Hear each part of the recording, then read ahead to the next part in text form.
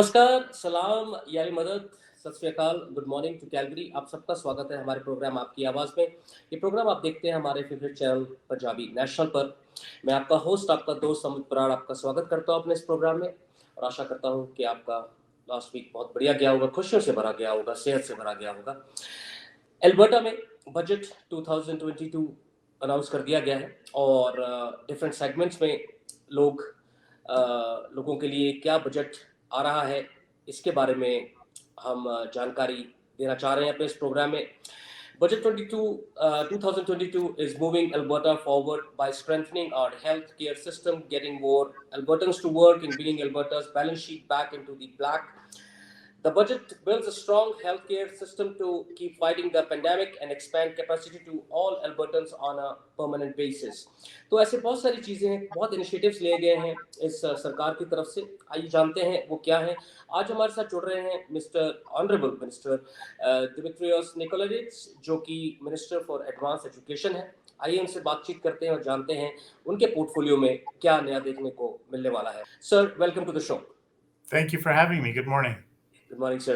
Sir, to start with, 2022 is kind of blessing, I can say, because we are coming out of pandemic and everybody is looking towards a better life, life back to normalcy, which was there before the pandemic started.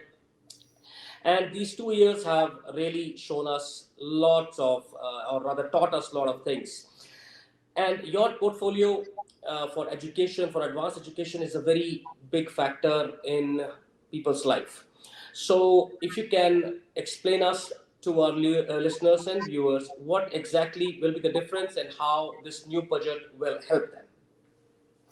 Sure. Yeah, I'd be happy to. And as you said, there are a lot of things in the budget that are going to help our province get back on its feet after 2 very difficult years, as you mentioned, dealing with the pandemic. Of course, first and foremost, as you mentioned, one of the key priorities of the budget will be to improve our healthcare system, because we may very well continue to have future waves of COVID-19. So we need to ensure that we have the resources, the capacity to deal with whatever the pandemic will throw at us next, and to make sure that we have the capacity so that we can deal with those challenges without having to put in restrictive social measures. The second key priority of the budget, as you mentioned, is to move the province forward in balancing our finances. This is the first time since 2014 that we actually have a balanced budget, that we actually have about a $500 million surplus. That's the first time since 2014. It's a very important milestone. And that's we've been able to do that primarily for 2 reasons. Number one, we have seen some growth in energy prices recently, but also because Alberta's government over the last few years has worked very hard to get spending under control and get our spending in line with other provinces. And that's been particularly important in putting this balanced budget together. The other third key priority of the budget is to help Albertans find work opportunities and to help them develop the skills that they need to move forward with a strong economy. So as part of the budget, you'll see new funding for different initiatives that will help unemployed individuals find new career opportunities, or help individuals pursue training opportunities. And that's where advanced education comes in. Over the next 3 years, we've been allocated $235 million in new funding to expand programs at our post-secondary institutions, create more scholarships and bursaries for students and adult learners to be able to go back to post-secondary. And as well, we're investing in other initiatives to help individuals learn the skills that they need to learn in order to find a successful career. So these are the three key buckets, and with 235 million in new spending, advanced education is making a lot of steps to help get Albertans back to work and help ensure that we have a well-trained and well-educated society for the future. Because in order for our province to succeed in the long term, in order for us to have a strong and vibrant economy, not just for today, but for the future, we need to make sure we're investing in our youth, in the next generation. And that's exactly what Budget 2022 does. So that is the aspect for the advanced education. And if I'm not wrong, and correct me if I'm wrong, it means that people who are struggling with their present jobs, they will get some boost to, if they want to change the profession and study and then move into that profession. Am I correct? Yeah, that's one of the areas. So one of the things that we're doing in advanced education as part of the budget is we're providing more funding to our universities and colleges to create more seats and more spaces in in-demand programs. So over the 3 years, we will be putting 171 million to our universities and colleges to help them add more seats to programs. We estimate that will create about 7,000 new seats across the province in areas like business, IT, computer science, aviation, veterinary medicine, healthcare. All of these programs that I've mentioned are ones where there's high demand. So that affects, of course, younger Albertans, individuals who are finishing high school and going into post-secondary. For more mature learners that are looking for other opportunities to learn something new and build their skills, we will also be investing in developing and creating new micro-credential programs. So micro-credential programs are designed to teach very specific things. Like, as an example, an example of a micro-credential program could include drone piloting. Okay. So, as an example, so someone who's currently employed, who's in the workforce and looking to bolster their skills, could take some of these micro-credential programs. They usually exist in the continuing education departments of our universities and colleges, and they can receive, a certificate in something like drone piloting or in many other areas. So as part of Budget 2022, we will be investing additional funds to develop more of these types of programs so that any Albertan can access these types of programs and build their skills for the future economy. Well, that's amazing, sir. So Canada has been always a very big, attraction for international students also, and people from all over the world, kids come here and study. And Alberta also is very, very promising for a lot of students. Are the government doing something for the international students also in this coming budget? Yeah, you make a very good point. Alberta and Canada as a whole is a strong destination for international students from around the world. A lot of individuals look to come to Canada, look to come and study here for obvious reasons. We have incredible post-secondary institutions, but of course, having a Canadian education can help create a strong pathway to permanent residency and then to citizenship in the future. So it's interesting because when we look at Alberta with other provinces, Alberta actually doesn't do that well in comparison to other provinces like BC or Ontario in recruiting international students. We're a little bit behind. Right. If memory serves me correct, I think the average international students is about 12% across Canada, and in Alberta we're about at 9%. Right. Of our total student population being international students. So we're a little behind the national average. So I think there's more that we do need to do to market Alberta, to market our universities and colleges, Absolutely. to attract more people to choose to come here. Now, we may have some more news on this issue in the next few weeks and months. Okay. I have been working very carefully with our universities and colleges, and we've been discussing some ideas. Mm-hmm. And I think we have some ideas that we will be able to finalize and announce in the next few weeks and months that will help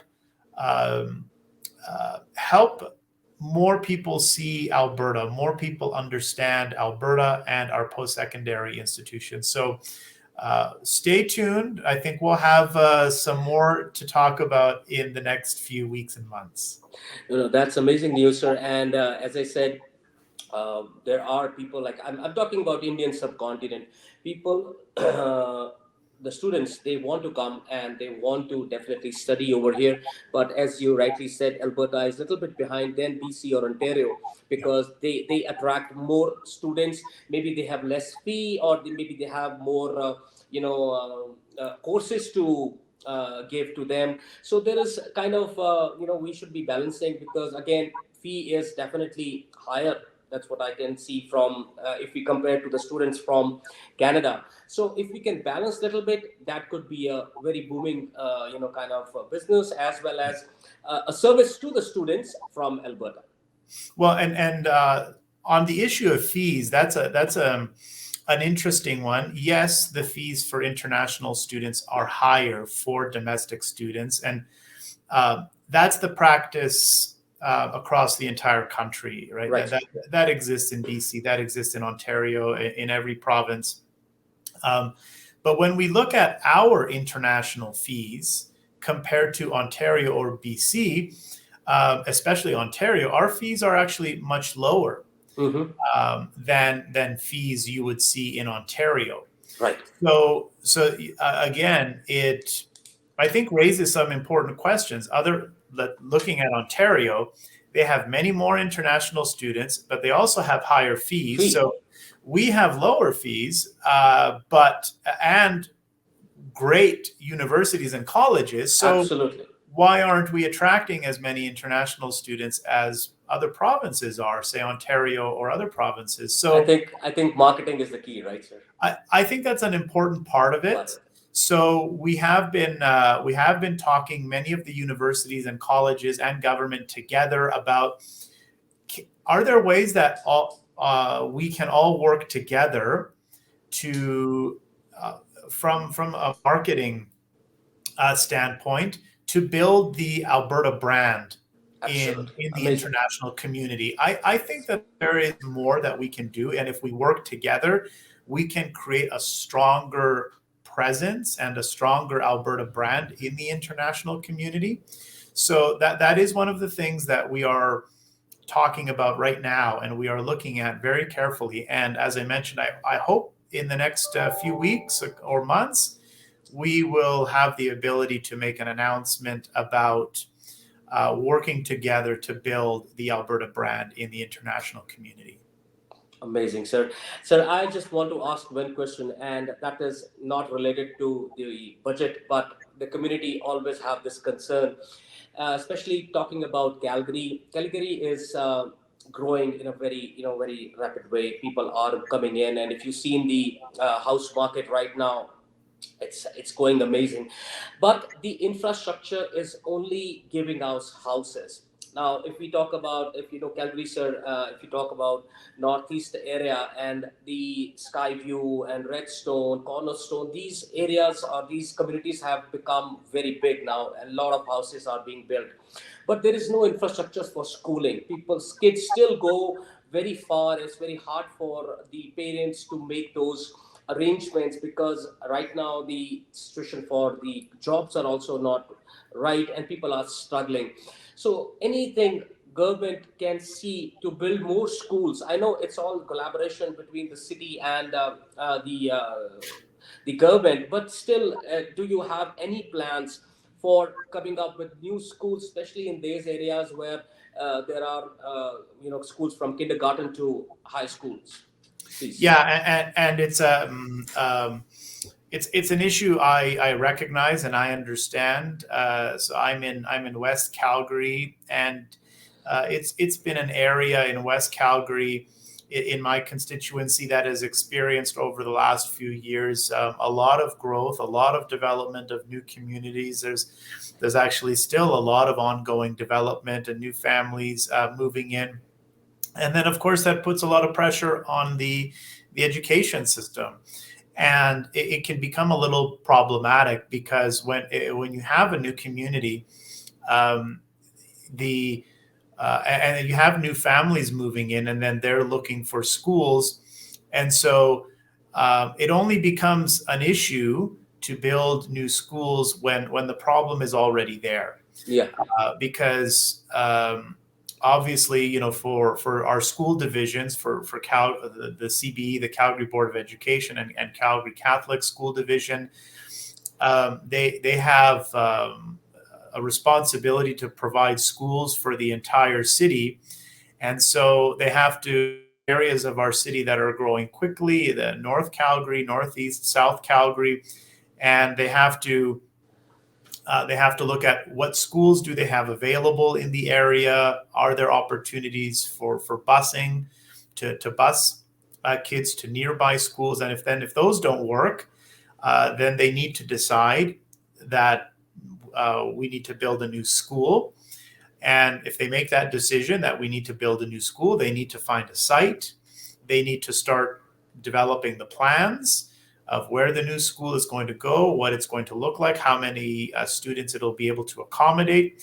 And once they finalize all of those things, they can put it on their list and provide that to the provincial government and say, these are the schools that we want to fund.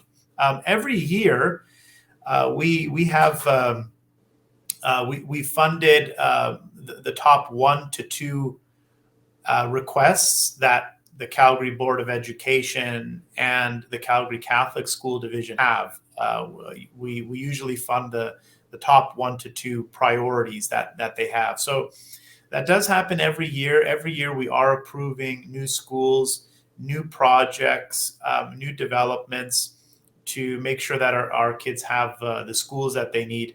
But I think, to your point, it'll be something that will continue to be a challenge because as our cities continue to grow and expand, we continue to have some of those problems because we build new communities in new parts of the city, then we need to continue to build new schools in those areas. So that becomes a little bit of a challenge because we also have other schools that need maintenance, that need upgrades. Some of them, are built, 30, 40, 50 years ago, and they need maintenance. So it can always be a challenge, especially with limited government dollars. But in the last few budgets and including this budget, we are funding new schools, and we will continue to fund and build new schools as we move forward. Thank you so much, sir. And is there any news for kindergarten to grade 12 education? Yeah, for kindergarten to grade 12 education, as I mentioned, one of the priorities of the budget is to continue to build new schools, continue to provide infrastructure funding so our schools can fix windows or ventilation systems, or other priorities, as well as continuing to move forward with the development of the new curriculum. That is still an important priority. I know the Minister of Education announced a few months back that she wants to take a closer look at the social studies part of the curriculum. But I think it is important, it's important that we have different views when it comes to the development of the curriculum. And we've received that. We've had a lot of public surveys and town hall discussions about the curriculum. It's been incredible to get the views from so many Albertans about what should be in the curriculum, how it should be developed. And it's been very, very useful feedback that I know the minister is now taking away and building. But I think it's important that we do move forward with developing a new curriculum. There are many areas of our curriculum right now in Alberta that are quite old, that are quite outdated, and don't reflect the demands of our society today. So we need to move forward. I don't think everyone's going to agree. I think it's difficult to get everyone to agree on the same Absolutely. thing. But that's okay. Having different views is what makes our society so strong. Absolutely. Let's focus on what our kids need.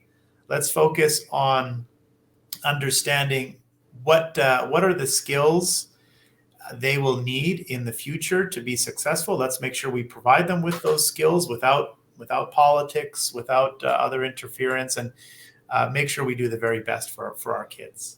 Absolutely, sir. And everything is interconnected, starting from kindergarten to 12th grade and then advanced education. It starts from the basic and then the advanced education comes in. And I think students are future of our country. And unless we give them a proper base, they might divert in different directions. And I've seen a lot of kids from the community going in, not the right path and ending in a very bad situation. So that's what we look for, and we look forward to this government to work for for the students, because they are our future. I again say, and thank you so much for doing that in this fiscal budget. Any other point you want to mention over here, sir, kindly?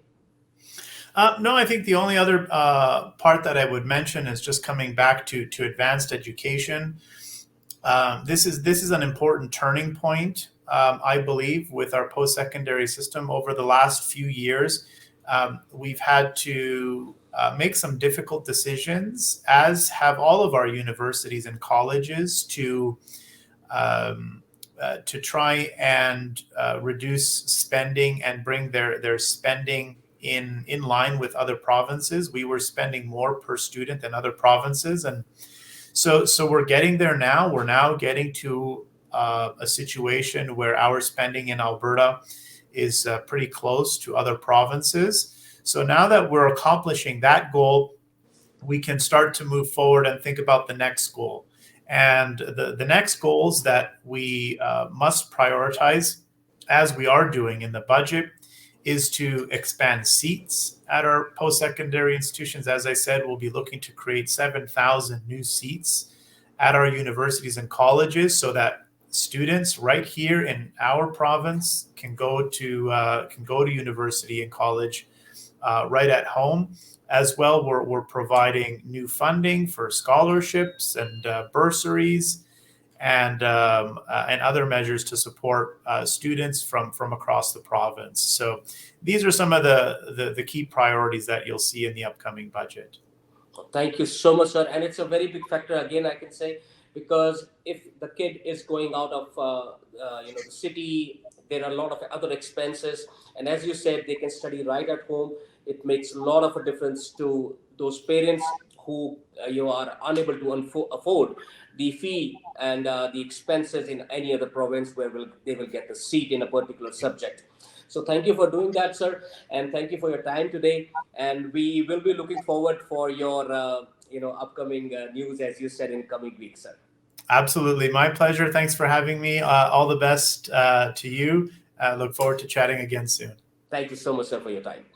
All the best. तो ये थे हमारे honourable minister for advance education mister Demetrios Nicolaides, जिन्होंने बताया कि काफ़ी सारी seats और काफ़ी पैसा जो है इस बजट के थ्रू एडवांस एजुकेशन में लगा रहे हैं, ताकि जो बच्चे हैं वो अल्बर्टा में रहकर ही अपने रिस्पेक्टिव सिटी में रहकर ही स्टडी कर सकें अपने सब्जेक्ट्स को लेकर, ना कि बाहर किसी और डिफरेंट प्रोविंसेस में जाएं। तो एक तरह से पेरेंट्स के लिए बहुत अच्छा रहेगा, क्योंकि घर पे रहेंगे बच्चे, देखरेख में रहेंगे, और जो एक्सपेंसेस हैं वो कंट्रोल में रहेंगे। So we look forward to that. Thank you so much. I hope आपको ये इन्फॉर्मेशन पसंद आई होगी। कोई भी और आपको सुझाव देना हो तो प्लीज़ आप हमें कॉन्टैक्ट कर सकते हैं। Thank you so much. Have a good day.